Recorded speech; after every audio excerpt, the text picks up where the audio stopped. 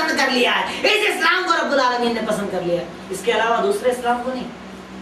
لاکھ کہو، لاکھ بیان کرو، تمہارا عالم، تمہارا امام، تمہارا کہنے والا کتنا ہی بڑا کیوں نہ ہو، اگر وہ دین رب کے طریقے سے ہٹا ہوا ہے، اگر وہ دین اس بات سے ہٹا ہوا ہے جس پہ رب کی مہر ہے کہ الیوم اکملت لکم دینکم، اس کے علاوہ کتنا اچھا اسلام اور رب قبول نہیں کرے گا۔ کیونکہ اسلام کے کسی بھی عمل کے لیے شرط ہے کہ عمل صالح وہ ہے کہ جس پر حکم رب کا ہو، طریقہ رسول کا ہو، یہ دو شرط مل جائے، مل گئی عمل صالح، اس کے علاوہ کتنا بہترین عمل کیوں نہ ہو رب کو پسند نہیں ہے۔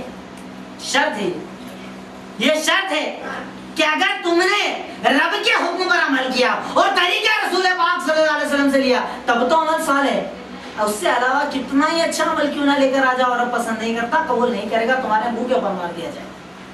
اب ہمارے اوپر شیطان جو ہماری زندگیوں کے اندر آتا ہے وہ اسی راستے کی طرف سے آتا ہے۔ عمل تو اچھا ہے، آج ہم کسی کو سمجھانے جائیں، کوئی بدعت کی جا رہی ہے، کوئی ایسا کام کیا جا رہا ہے جس کا نبی پاک صلی اللہ علیہ وسلم سے ثبوت نہیں ہے، ہم کہتے ہیں کہ یہ عمل مت کرو، نبی پاک صلی اللہ علیہ وسلم نے اس کو بتایا نہیں ہے، تو لوگ کہتے ہیں اچھا ہی تو ہے، نمازیں ہی تو پڑھ رہے ہیں، عبادت ہی تو کر رہے ہیں، لیکن سمجھ لے وہ عبادت اگر رب نے نہیں بیان کی، وہ عبادت اگر نبی کائنات محمد صلی اللہ علیہ وسلم نے نہیں کی تو وہ عبادت صحیح نہیں ہو سکتی۔ اللہ تعالیٰ کو سجدہ بہت پسند ہے۔ اللہ رب العالمین کہتا ہے کہ جب بندہ سجدے کی حالت میں ہوتا ہے مجھے سب سے زیادہ پسند ہوتا ہے، لیکن کوئی یہ کہے کہ میں ایک رکعت میں 4 سجدے کروں گا، رب کو پسند ہے بھائی، اچھا عمل رب کو پسند ہے نا، عمل بھی اچھا ہے، رب کو بھی پسند ہے، میں تو 4 کروں گا، ہم کیا کہیں گے؟ غلط، وہ عمل صحیح نہیں ہے۔ کیوں؟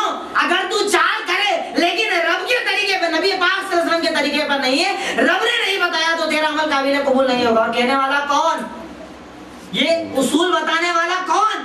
خود اللہ رب العالمین، کہ جو چیز میرے حکم کے مطابق ہے اور نبی پاک صلی اللہ علیہ وسلم نے کر کے دکھائی ہے وہ عمل صحیح ہے، اس کے علاوہ کوئی عمل کرنا میں قبول نہیں کروں گا۔ کم من صائم لیس من صیامہ الا السحر، کم من قائم لیس من قیامہ الا السحر، کتنے ہی نمازیں رات کو پڑھنے والے ہیں، رات دن نمازیں پڑھ رہے ہیں، ان کی نمازوں سے صرف اتنا فائدہ ہے کہ رات کو جاگتے ہیں کچھ نہیں۔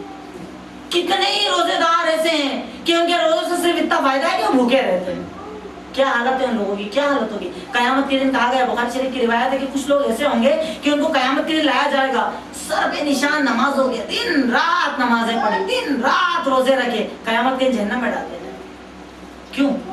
کیونکہ انہوں نے اللہ کے حکم اور نبی پاک صلی اللہ علیہ وسلم کے طریقے کے مطابق عمل نہیں کیا۔ یعنی نمازیں، یعنی عبادت کا اچھا ہونا، اس کا عمل صالح ہونا دلیل نہیں۔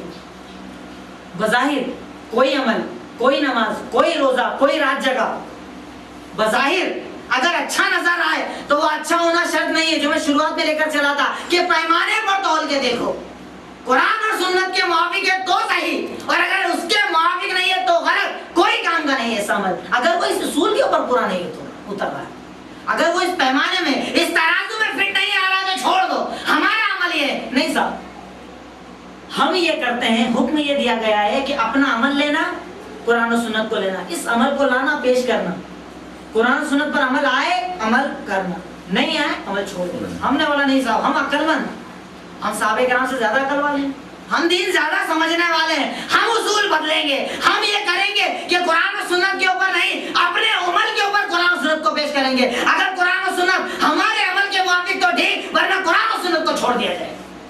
ہم نے اصول بدل، اصول کو چینج کر دیا، اور اگر کسی بھی اصول کو جو اللہ رب العالمین نے بنایا ہے اس کو چینج کیا جائے گا تو اللہ رب العالمین پسند نہیں کرے گا۔ تو میں بات کر رہا تھا اطاعت رسول کے تعلق سے، محمد رسول اللہ کے ساتھ، کہ اطاعت کے لائق، اتباع کے لائق، یعنی ایسی اتباع کے جس کے بعد کسی سے سوال کرنے کی ضرورت نہیں ہے۔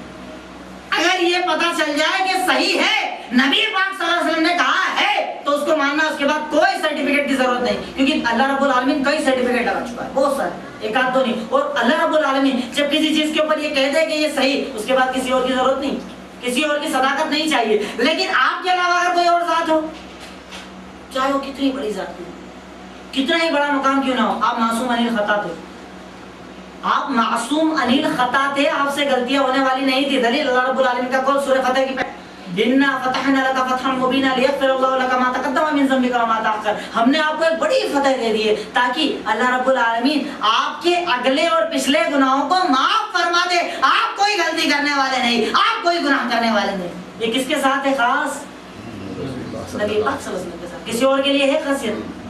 کوئی ہے دنیا کے اندر، اس کائنات کے اندر، جو نبی پاک صلی اللہ علیہ وسلم کے علاوہ کوئی ذات ایسی ہے کہ جسے ہم یہ کہیں کہ وہ معصوم عن الخطا ہے؟ ہرگز نہیں، سب سے غلطیاں ہوتی ہیں. اور یعنی اگر غلطیاں دوسروں سے ہو رہی ہے، ان کے پاس سرٹیفکیٹ بھی نہیں ہے کہ یہ جو کہے گا سچ کہے گا، یہ جو بات بتا رہا ہے سچی بات بتا رہا ہے، یہ غلط بولے گا تو ہم اس کو پکڑ لیں گے. جب ساری